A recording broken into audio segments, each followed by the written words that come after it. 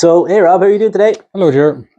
Excellent. Absolutely fabulous. You sound sarcastic. I'm not everyone says that, but I'm actually genuine. Oh, that's great. Yeah. So what are we talking about here today? I thought it would be interesting to talk about the difference between being a video gamer now and like 20, even 30 years ago as a kid, because so many things have changed, and I find myself to have been, my preferences and experience have done almost like a 180-degree turn, and I think it's just an interesting experience that a lot of people could relate to. I'm sure you're the same. As we're literally saying this, I'm thinking about the biggest difficulty and challenge for me as gaming in my 30s is I have kids now, and you might hear some panting in the background. I just realized that I'm holding my son That's very not close you getting to the excited. mic. That's your baby son. Yes, that's him held very close to the microphone. But finding the time to invest in gaming for me is the difficulty at the moment. I've never been in my life have I ever been as have I had finances readily available to me, but it's the time to invest in the games. That's where what I find lacking at the moment. Gaming was class as a kid. You touched on it a couple of episodes ago where you mentioned that it was you're on the couch, you're with your friends, and you don't have a care in the world. You're only thinking about that game. Yeah. And as an adult, I find it very, very hard to allow myself that same peace of mind. I could put a game on and I could be trying to get lost in it and find myself thinking, I kind of did just leave the lunch dishes stacked up beside the sink, or I'd never answered that email, or there's ironing to be done, or my baby is asleep in the room. I can't get as excited as I would. Internally, I'm screaming, but I'm not, you know? Those are my kind of challenges as a gamer, but that's not everyone's experience. How have you found it change for you since you were 10 to now being in your mid-30s? I guess the clearest way I can think to describe it is that as a kid, you have very, very few responsibilities. And oftentimes as a child, the only problem maybe that you have to struggle with when it comes to a choice of video games to play is this video game good enough considering all the other things I could be doing? Okay, that's interesting. But as an adult, is this video game good enough considering all the other things I have to be doing? That is the clip right there. That's a very interesting take, because when we were kids, I know in my house we would have only had a few television channels. We didn't have that many opportunities to get to books. There wasn't online. You couldn't just get lost in YouTube rabbit holes. There was no Netflix. We only had a set amount of VHS and DVDs lying around. So you played that album or that movie or that game into the ground. Yeah, you milked it. You wrung it dry. Yeah, got everything you could out of it, partially due to scarcity. Yeah, of alternative things to effectively waste your time on. But as an adult, God, you can't load up Netflix without getting overwhelmed with choice. Disney Plus has something new every day. Each time I turn that on, I go, "Oh, I didn't even know that was coming out." You know, I don't. Have you heard of the Burridan's ass thought experiment? We have discussed this, but for those that haven't, go through it. It's a fascinating image. I don't know where this was first discussed. I think the man who thought it up his name was Burridan, but I'm not talking about a bodily part. I'm talking about the animal, an ass, a jackass, or donkey. But the idea is that if you put two bales of hay that are exactly equidistant from the animal, he'll be paralyzed by the choice. And instead of choosing one, he won't be able to choose at all because they're both equally attractive. And he'll starve to death and die. And I very much think it encapsulates the modern experience people have with the likes of Netflix and Amazon Prime and even video game library passes like PlayStation Plus and that's incredibly Xbox Game Pass. But when we were kids, I found that you mentioned the idea of scarcity a moment ago. And as kids, you might have one or two things. You might have one or two DVDs, one or two video games, whatever it might be. And because there was nothing else to do and you had all this free time and no responsibilities, you got to know those things inside out because you didn't really have anything better to be doing. You got to know them intimately. Yeah. You really did. Yeah. There were games I played as a child that I still know to this day like the back of my hand because I played them so much. And I'm never going to have that experience again as an adult because I have 1,000 things pulling me in all different directions. And I have not only 1,000 recreational things pulling me in different directions, but 1,000 different responsibilities, things that I have to do that I don't really have a choice in. The Germans actually have a good saying that describes that, as they do with everything. I was going to say that it's not like the Germans be super efficient. It's Qual der Wahl, which means the torment of choice. A lot of the time, if you only have one thing, one video game to play, one movie to watch, you don't have to wrestle with choosing the best thing anymore. If you only have one thing, it's like, okay, well, I'll just watch this, I guess. Whereas on Netflix, you sit down and think, oh God, I only have 2 or 3 hours here to play around with. I got to make sure I pick the best thing.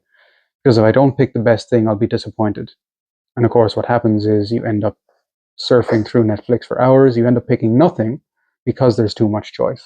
And you settle on watching a rerun of Scrubs or Friends. Yeah, you go to something that you know will be safe. Yes, or you go back to one of the games that it's a remastered version of something that came out in 2002. Mm-hmm. You're running around playing GTA 3 on a widescreen aspect ratio, and now your nostalgia is annoying you, because the present day has actually gotten in the way of it. Right. You have to acknowledge that, actually, do you know what? This was better on a smaller TV. It's not working for me right now. Has gaming passed us by? I would say definitely not, because I've kind of enjoyed almost a renaissance in my life with gaming. And I know I was just talking about how I have less time than I ever had, but there was a period of a few years, maybe 10 years ago, where I had completely fallen out with gaming and I wasn't interested in it. But lately I find that there are enough titles coming out that really capture my attention. They're worth my time, I find, with the little time I have now.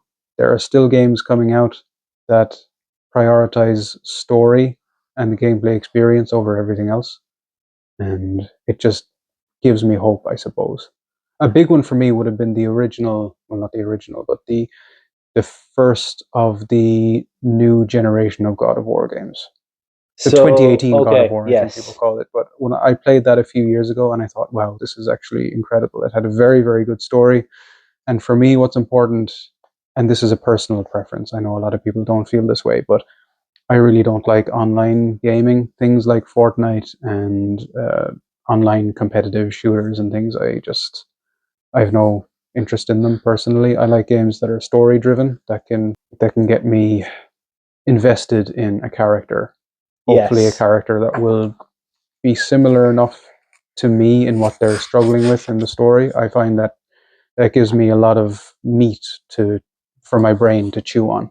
And certainly the 2018 God of War ticked a lot of those boxes. Would it be the same for you? 100%. Yeah. I have very limited online multiplayer games that I thoroughly enjoyed. There's not a lot there. My favorite games ever are still games where I feel like there was a very easy Act 1, 2, and 3, and there's a story there, and you can just get absolutely stuck in. I still love loading up Mario 64 on the Switch, the expansion, virtual console, whatever you want to call it, and reading that letter at the start. And it's so simple, and it's just, here, Mario, call over there, boy. I got a cake in the gaff for you. And it's so simple. And you get there, and you're being filmed just to explain different camera angles for the crack. And then you go inside, and the boys are like, oh, actually, Bowser's been here. He's wrecked the gaff. He's taken 120 little stars from you. And you don't have to do them all, but you have to do some. So there's an aspect to it that is challenging. There's an aspect to that that's rewarding. You can find joy in going into each of these little setups, like the beauty of going behind the door and experiencing the new room and figuring out, which picture frame you can jump into and which ones you can't. And they set that up so nicely. The first one you encounter, Bob-omb's Battlefield, and you go in, and the music, and it's so catchy. And the fact that there's 6 different things to do per world, plus collect the coins if you want to. There's enough in that you can get really, really deep into, or you can just get enough stars to get to the 8 you need, and then 30 you need, and then 70 you need, and you can finish the game with 70 out of 120 stars. That's just over 50%. Like that's an achievable thing to do. But if you want to go for the 120, you can. And that's a lovely little challenge. And that's something that I literally have been going back to for over 25 years on and off across multiple consoles. Like I would have played that on the N64, and I definitely got it.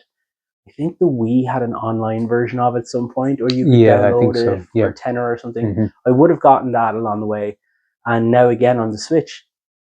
You give me the GoldenEye game, which was such a perfect movie tie-in that I loved that film, so I knew kind of an idea of how each of these levels was going to work, and whether you picked Agent, Secret Agent, or Double O, it gave you certain things that you had to. So you can just Man, breathe. trying to complete that game on Double O Agent was it was Difficult. like walking through hot coals as a It, kid. It was torturous to try and yes, complete all those levels. it was, but if you only had a few games, you Yeah. would remember, oh, that enemy is going to pop up behind this corner. Yeah. That was a nice way of applying a difficulty rating to a game and allowing yourself to challenge yourself that little bit further. And then you give me Zelda Ocarina of Time, where, my gosh, the moment the Deku Tree says, spoilers, but the moment the Deku Tree says, lad, thanks, but it was never going to work. Yeah. Yeah. I am so hooked. Like one of two one of two beings that have been nice to your character since you met him. Only the fairy and the tree have been sound to you, and one of them dies in front of you. And that is emotional damage right there. And then when you get the three things, I thought collecting the three things, the stones, was the game. Yeah. You know what I mean? And then you see Impa and Zelda flee, and then you go, wait, go to the temple, and now suddenly you're an adult, and now the challenges begin. Yeah. And that world of Hyrule is beautiful, and you get to explore it twice. Yeah. Because you have it as a kid, and everything's pristine and beautiful and happy-go-lucky, and you get the darkness. And I would quite liken that to the Mulan animated movie. I don't know if you've seen that. I have years and years ago. So there's a part where Mulan it's no longer a kid's film. They're singing about a girl worth fighting for. And when they come over the crest of the hill, the song finishes and they see the war-torn, battle-fronted village in front of them. And suddenly it's a much darker movie. Mulan, for the songs that are in that, I'll Make a Man Out of You, Girl Worth Fighting For, I think there's only 2 or 3 more. People remember the songs in that, but there were so few of them because it becomes a seriously dark movie. And I loved that in Ocarina of Time. I feel like it had a very similar vibe. Very few games that I've played recently that have stories that are just mind-blowing and they grip me the whole way through. And things like Assassin's Creed, they fell off. They've become like a cash grab every 2-3 years for me. There was a real nugget of a story there, and if we had time, we'll go into that. So I think that those games had a chance to tell a lovely story, and then they kind of don't. And I think it's a shame when studios kind of lose their way with their IP, and I feel like that happened with Assassin's Creed. Now, if I was 13 playing Assassin's Creed and I was on my summer holidays, I might feel different. Summer holidays, what a concept. Imagine that concept. I think Final Fantasy 15 was the one where it was you and your buddies and you could get a car and you could drive around. Oh, was that the one with Noctis as the main character? That sounds vaguely familiar. Yeah, they're all dressed in black. Yeah, and there's a car. And it was grand. It was this strange thing where it was open world to a point and sandbox to another, and at some points you were kind of boxed in to what you could do. I felt it was a little bit like a D&D campaign where your DM railroads you into a certain position. No, you need to get to this area, and no, the door is closed, you can't get in. I felt like your hand was forced a lot of the time. I don't want that out of my games. I want a certain level of exploration. I want the payoff to be worth the journey. There's no point getting to the end of something and going, that was crap. That was ass. Yeah. Just to keep it all on brand. But that's what's lacking for me, man. When was what was the last thing you played where you flat out said this was class? I'll think about that, but as I'm thinking about that, there was another point I wanted to make, and there'd be a couple of points over the years where something has such an enormous, it makes such an enormous impression on you that you never forget it thereafter. As we were talking about Ocarina of Time a few minutes ago, I remembered one of those experiences, and I played the game first when I was maybe 8 years old. I got the game maybe 6 months or a year after it came out. I was a young kid. So I knew some things about the game at the time. I knew, for instance, that were a part of the game you played as a child and part of the game you played as a more mature teenager. And that was about all I knew. But I remember vividly, and I mean vividly, the first time you collect the 3 spiritual stones, you go to the Temple of Time, and then you extract the sword out of the very creatively named pedestal Pedestal of of time. time, yeah. But then all of a sudden you revive as an older teenager, and inside the temple is exactly the same. Then you exit the temple for the first time, and you see what Hyrule has become in the 7 years you've been asleep. And the very first thing I noticed was the fiery halo floating around the top of, I was going to say Mount Doom. So was I. It's Death Mountain, Death isn't it? Mountain, Yeah. But it's this barren wasteland. The sky is dark, and the mountain has obviously suffered at the hands of some sort of dark energy while you've been in there. And this is the world that's left to you now. And I guess that's kind of like a metaphor for what it means to grow up. The world is in many ways a lot scarier. But how dare you? well, I never joined those dots before. Oh yeah. Well, I wasn't that insightful as a young kid, but I've thought about it a lot as I've grown up, and I thought, yeah, Ocarina of Time in a lot of ways is about how it can be harrowing sometimes to grow up. How the And world there's a looks blink and you'll miss it aspect to that as well. Like suddenly, oh God, no, I'm old and there's real stuff to all deal of a with. sudden I'm older, and all of a sudden the world looks very different, and not always in the most pleasant ways. Why did you do that to me? Yeah, it's scary. That was good. I like that. So I guess that would be an experience that I remember now as being absolutely class. It completely blew me away when I experienced that for the first time. So that's where I got my first ever nope in gaming as well. When I came out of that temple and I see those first few zombies, they freaked me out to the point where I was like, nope, I'm running around them. Yeah. It was so long before I realized you could fight back. Like that was not happening. I had no interest in that. That game was an emotional roller coaster when you go back looking at the Gorons and you realize that one's been named after you. Like what a moment. And then you realize after a while that all the sages, they're not around anymore. Sages? The sages that, each one has the talismans you have to or whatever rescue it is. them. Yeah. Yes. So you rescue them, but you realize then that now they're a spirit more than a mortal being. And you're like, oh, Saria. And you're thinking about these characters that have gone and they went too soon and it was all life kind of just has to go on. But what I like about what you said there actually, and you've got me thinking about that idea now of, I felt like the game began again and it was almost like New Game Plus when I pulled that story out. I get to explore the same world again, but it's darker. But also there's now more to do. And that links into what you were saying about you blink, you miss it, you've grown up and life gets harder as you get older. There's more responsibility in your hands. It's also harder and the stakes are much higher.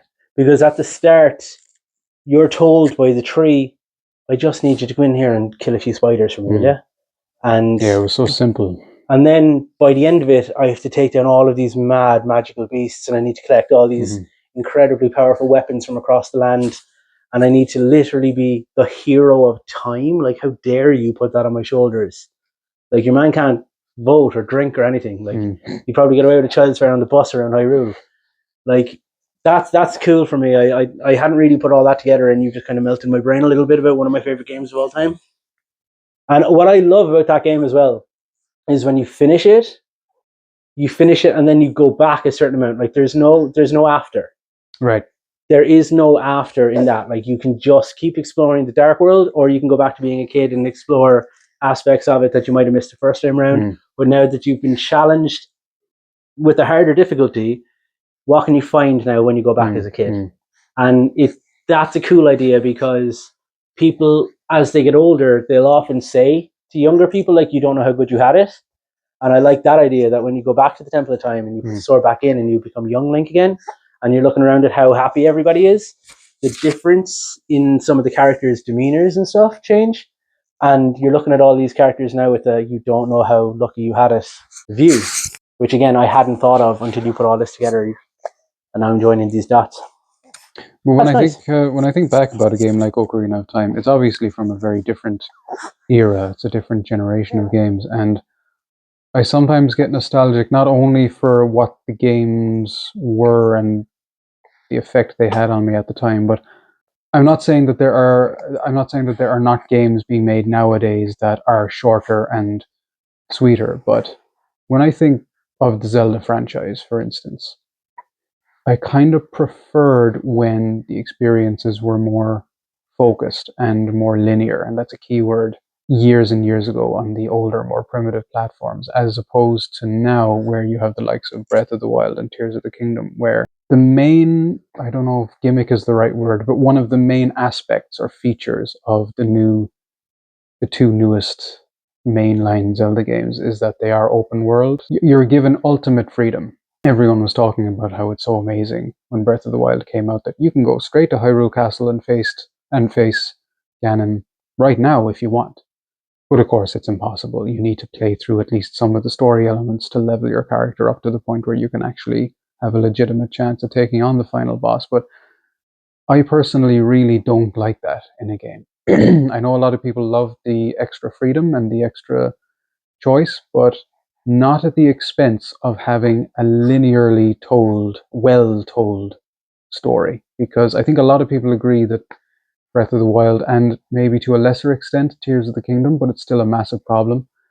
The story in those games is shocking. The story is absolutely forgotten about, and it absolutely takes a back seat next to the prioritization of freedom and being able to So do whatever you want whenever you want. I don't think that's a good thing.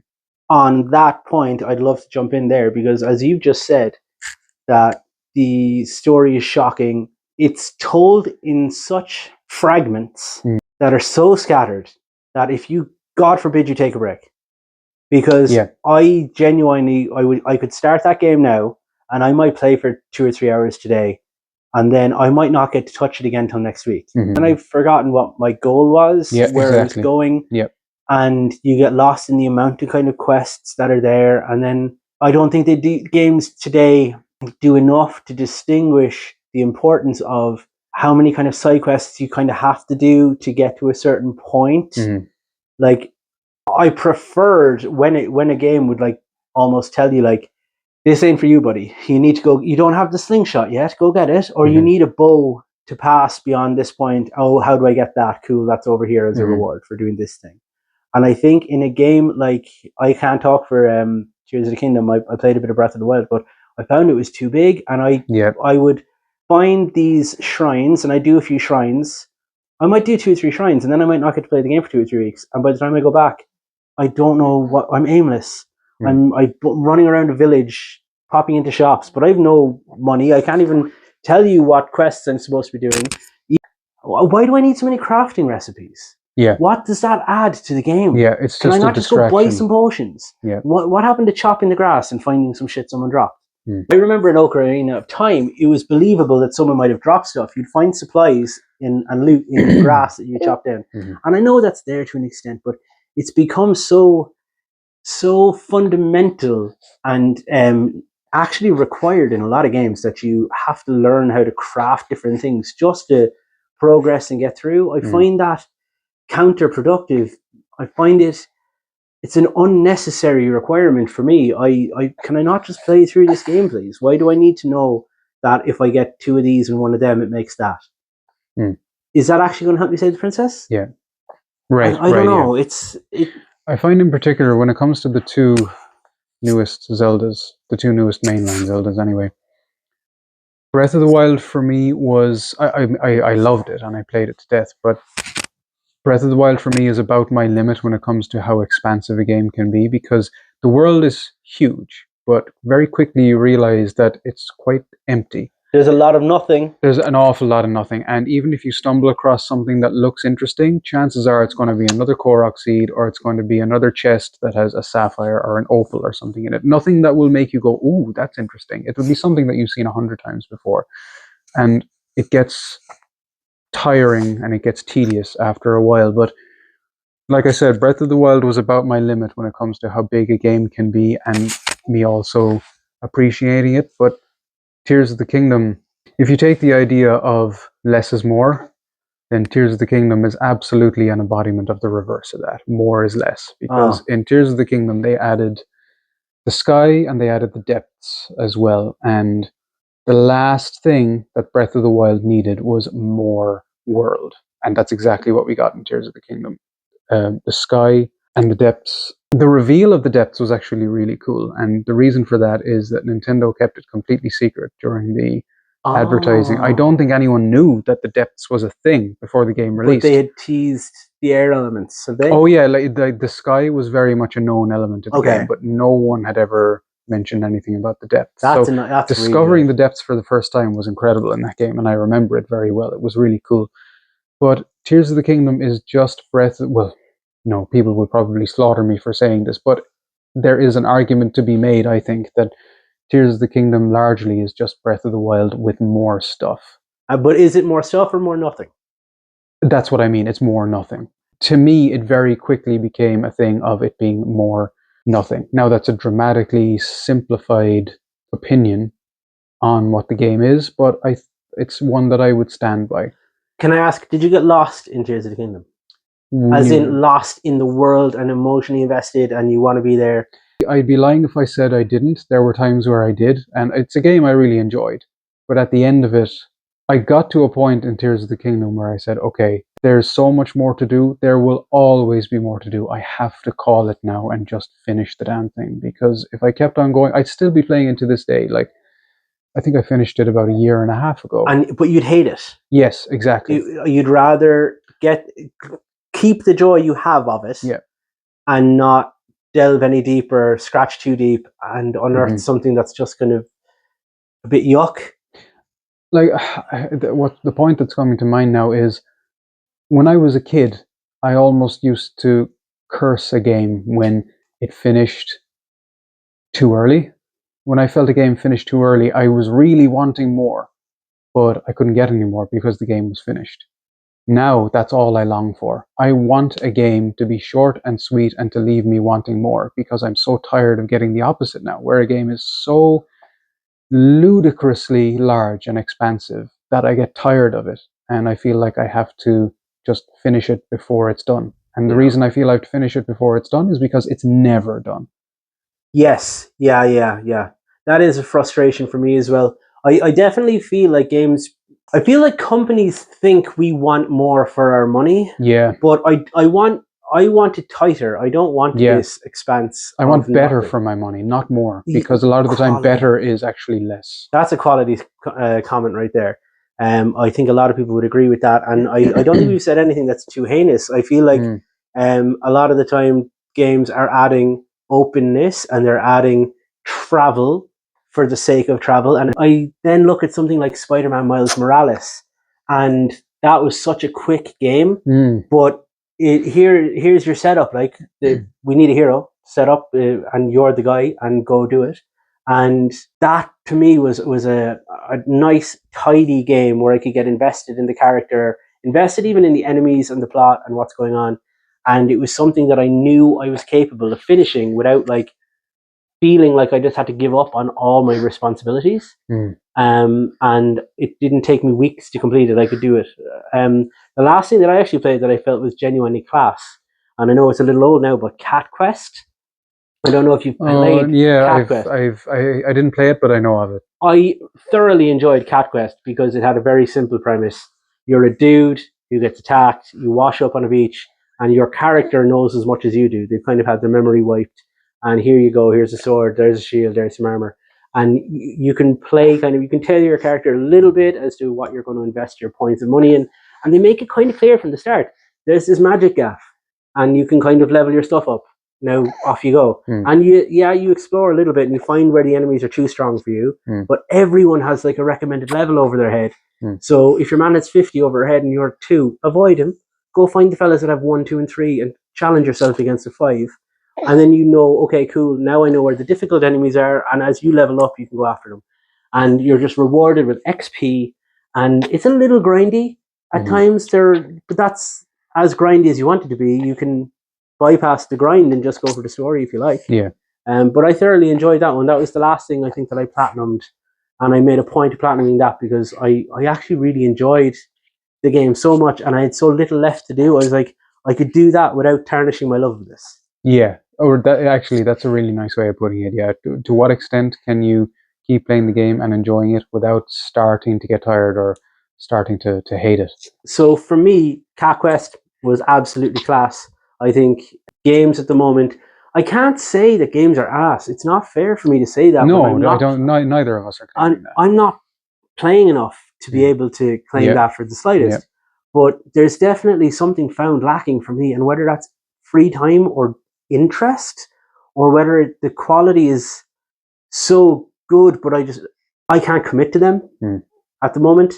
But I want to, and I know that when my kids have that bit of freedom and I can trust them to go outside and play, and Dad's got a few hours to himself, I'm going to go get lost in all of these worlds that you guys have been talking to me about, and that have been recommended to me about, and I'll be getting on to you guys going, wasn't it so cool in Red Dead Redemption 2 when this happened? And you'll all say, that was 12 years ago. Yeah. It'll be remastered on the PS7 by the time I'm playing it. Yeah, probably something like that. It will. It's the truth. Like, did you ever come up with a game last time you thought a game was class? Did you think on it? Could you give me one that you played recently that you go, that was top tier? I suppose it depends what you define as recent. I was thoroughly impressed, actually. Like to whatever extent this is recent is a question in itself, but it's last gen, I guess. PS4. Okay, that's fine. The Resident Evil 2 remake. Okay. That absolutely blew me away. Like it really. I would say that, well, first of all, you have to be into horror games, I guess. But if you're at all getting disillusioned with the current state of video games, I would say the Resident Evil 2 remake would do a lot for you to rekindle that flame of interest. Can I ask, to what extent is it a remake? Is it just a remastered version of the original game? So I didn't play the original at the time. I played it probably 5 or 6 years ago. I would probably be so daring as to claim that the Resident Evil 2 remake is the definitive version, and you're not going to get. I don't think you would get anything better or extra out of the original that you don't already get in the remake. Is just, there's, next to the remake, I don't think the original is even worth playing. Unless you're nostalgic for it. There's someone in the comments who are going to say, no, you're wrong. I played that when I was 10, and that scared the bejesus out of me. And that's my game, and the remake was ass. But Resident Evil 2 perfectly exemplifies why. So I think video game remakes are absolutely worth doing in a way that movie remakes often aren't. Okay, interesting. In my experience, if I watch a remake of a movie, a lot of the time I'll find the original to be far better. Okay, for many different reasons. But video game remakes are often, they offer quality of life updates that were simply not or non-existent when the original was made. And Resident Evil 2 was the game I always point to, and I'm trying to illustrate why video game remakes are a legitimate enterprise. Whereas movie remakes, I often find I don't bother with them. I just watch the original of whatever the movie is. But when it comes to playing video games, I'll often go to an updated remake. And Resident Evil 2 is the one. Why would I go back and play the original Link's Awakening when that cute one came out there on the Switch a couple of years ago? Well, here I say a couple of years ago, like it wasn't donkeys years ago. It was 2019, I think that came out. No, don't do that to me. Yeah, I think it was. But that was so cute. And you know when 2019 was, right? 6 years ago now. So why would you go back to the original version of that when you've got this thing, which is the same game, but it literally fills in every pixel that you only previously thought you saw. I said that to you before. Is it that your brain makes up at the time you had the peak of graphics and you saw it one way, but now you'll actually see it that way? Yeah. So, Rob, when I ask you about gaming when you were 10 and gaming when you were 35, what was found class for you as a kid? What did you find was ass? And the same question now, as someone who's in your mid-30s, what's class? What's ass? Give me some examples here. I guess what I would say as a kid, what I found lacking was exactly the opposite to what I find lacking now, and that is games that I liked back in the day weren't long enough. Games that I like nowadays end up being too long, and then I end up having a kind of a tainted experience with them. And I point to the Zelda games for I point to the Zelda games when making that point. And when I think of Ocarina of Time, for instance, I hated when Ocarina of Time ended. I wanted it to keep going, whereas I had to make that decision myself to finish the game and stop playing it when it came to Breath of the Wild and Tears of the Kingdom. I had to call it. Yeah, that's a big difference. Yeah. At a certain point in Ocarina of Time, you're like, no, I'm powerful enough. I can do this. I can stop. I can stop the big bad. But from what I've heard of other people playing Breath of the Wild, they say the same thing that you're saying. It's a case of like I just can't. Like I'm already powerful enough. Why would I continue? I'll just go do it, and I'll just go do it. There's a lot less passion in I'll just go do it now than in a game like Ocarina of Time where you're like, finally, I can go do it. Yeah. I guess for when it comes to ass and class, what I think, I'm gonna just put this out there. I know a lot of people will disagree, but I feel quite strongly about this. I find linear games with set stories that you can only experience one way, I find that class. Whereas I find open world games that give you all the freedom in their in their way too big open world, ass. I do not like the latter, and I love the former. Amazing. Yeah. That is quite a controversial take. A lot of people who, if they hear this, they will take issue with that. Yeah. For me, and that's fine. Like we're all different, but that'd be my take. Comes down to tastes, doesn't it? But for me, what I find lacking right now is time. That's literally just my personal situation. There's no blame anywhere for that. What I find class is I'm solidly building up these libraries of games for when my time is no longer lacking. I can dive into the recommendations, and that's something I want to point to right now. This is like a call to arms for people. Put your recommendations in the comment sections on these videos of things that you want us to discuss and games you want us to play, movies you want us to review and talk about. If there's something you want to hear our opinions on, throw it in there. What I find, considering the season as well, maybe scary stuff would be appropriate. That's a very good idea. Yeah, very good idea. For me, what's ass, I don't like, and this there's nothing controversial in this. I don't like the way that these companies have given out a lot of free games to kids, and then they get them invested in this microtransaction nonsense. Kids get invested in this game, and it's class for them because it's free. All their buddies are playing it too. There's a certain aspect that they can like learn, and they just kind of. I think that if you're under 10, you just understand. Like you're born now, you know how Fortnite works, and if you're over that, it's difficult for you to learn. But a game like Fortnite, and then they spend their birthday money on skins for their characters, and not another experience in a game or whatever, and the money is burnt. And I think there's too much of that going on. To me, that is ass. I hate that. In Rocket League, Fortnite, they all kind of did it. Fall Guys was another one that these games can be fun. I'm sure there's plenty of people out there who are having great fun with them and responsibly might spend their money on certain character skins that they like because they might have an affinity towards character from another franchise and I can make my guy look like that. Cool, more power to you. But it does become for younger kids. I'd have a fear that it would become for younger kids that if they don't have the latest thing, that they're getting ridiculed for it. And suddenly they're spending real money on things that doesn't matter at all. And that in games is absolutely ass. Yep. You can definitely agree. I think most people would agree with that. I think that's a scummy thing to do, and I think games should just do better. But yeah, games themselves, class. There's a lot of stuff out there that I'm waiting to explore when I have the time for it. It's just, as my wife says when we discuss our kids, man, it's just not our turn right now. It's like we've had to pass the pad to someone else, and this is the main quest, really, isn't it? So we're that's a lovely way to wrap up, I think. Yeah, we're spending our time on the main quests, and we'll get back to the side quests of video gaming and watching movies and stuff at a later stage. So you have a ball to prepare for. Do indeed. Very and exciting. I have a nappy to change. So that's where we are. So yeah, I hope your ball is class, and I hope it's not found lacking. Certainly won't be, I'm sure. You're the richer one by far in that Ah, situation. man. Thanks very much, Rob. I hope you really enjoy your night, and we will talk to you guys again soon. Okay, see you next time, guys.